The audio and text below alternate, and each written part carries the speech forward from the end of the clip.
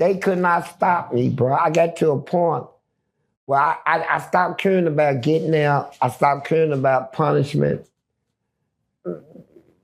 Why I care about some punishment, man? I'm being punished.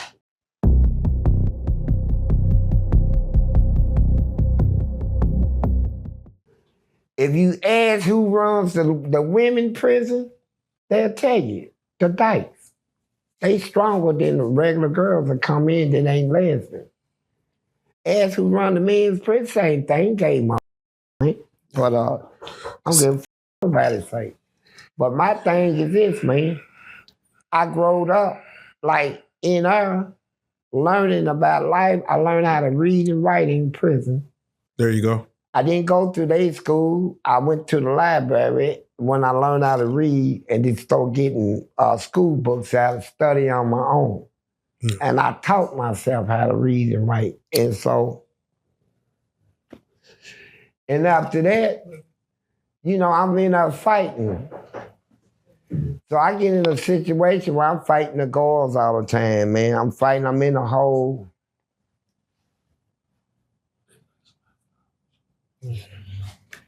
I'm in a hole fighting and stuff, so and I'm picking up time. I'm trying to survive in her. I'm in there by myself. Ain't nobody coming to see me. I don't get no visits, none of that shit, man. I got to hustle on my own to survive on my own from a child up. And you ask them, did he do it? They gonna tell you, man, he tore this motherfucker up. He tore it up, fucked all their ass, all this shit, man. Oh, man. When I got done with that prison, man, they used to put me in strip cells where they took my mattress, all my clothes, everything. If I want toilet paper, they roll it off and give me some. But when they come to check on me, I'm in there smoking weed, cigarettes, got beer, whiskey, all that shit in there. Oh, man. They could not stop me, bro. I got to a point where I stopped caring about getting out. I stopped caring about punishment. Why I care about some punishment, man? I'm being punished. Yeah. You know, and so I picked up a lot of time, and that's how I ended up with 40. I kept going to court. Like this one case, his guard, he just, before he became warden, he ran his mouth to me on the walk one day. I'm on a walk with nothing but racist motherfuckers. He said, shut up, Fleece Johnson. You ain't gonna do nothing but rat on people like you been doing. All the inmates in there knew me, though. They say, hey, Fleece Johnson, we know that dick sucker is lying. He's trying to hope we'll come out and kill you, man. We know what you are, man. I said, I'm gonna get him. I'm still gonna get him. And I made parole. At the time I made parole, it's like 3 years later, he just became the new warden. It was making his round to introduce himself to all the prisoners. I had a 5-gallon bucket of bleach. I've been boiling it for 3 hours, boiling it. I'm gonna throw it in his face, right? Everybody said, man, don't do that, man. Don't be institutional. Go home, police, man. You just made parole. I said, I'm gonna get this hoe on, man. My word is bond. And when I threw it on him, it took all his, man, you can see his meat on his face just drop. Oh. All that. Right now, you can see it to his lip. They couldn't even put a lip back on, nothing. I got 15 years out of that, right? And so... And what did he do again? I threw a big... I mean, what did he do to deserve that? What did he say? He tried to get me killed. Oh, okay. Yeah. And motherfucker, you got me fucked up. And so and then I picked up time from this dude, black dude named Can Dude. He threw some piss in my face in the hole. Thought he was gonna get away with it. I'm talking shit in my mouth, all this shit. And so I'm like, okay. And this lady in Kathy, she's a guard. She said, I heard what he did. You want to get him? I said, yeah. She said, when he come out for a legal call, I'm going to accidentally crack your door. I said, thank you. I fucked him up, man. I beat him with a whole toilet. I tore the whole toilet off the floor of porcelain and hit him. I hit him right here and knocked that shoulder. His shoulder was down here.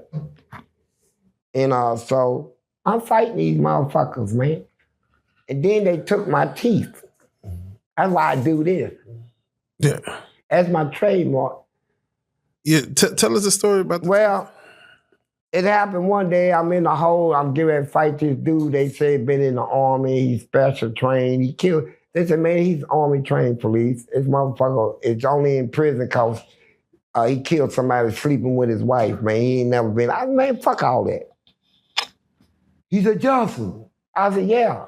You come out of your cell, I'm murdering you. I said, I'm coming out, so you got that to do, buddy.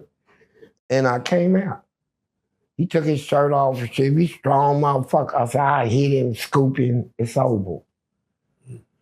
Man, I ran up on that motherfucker and popped him and tried to go up on me. He caught me in a headlock, man. That son of a bitch had me in a headlock, choking the shit out of me, man. He was just jerking my body.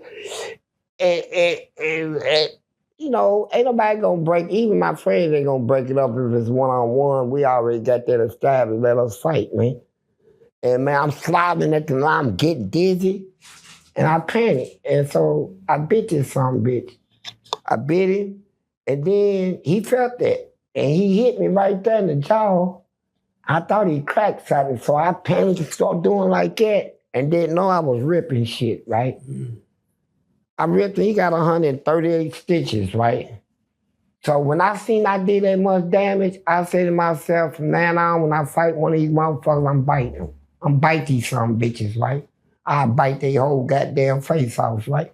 And I started doing it. I bit a dude's ear off.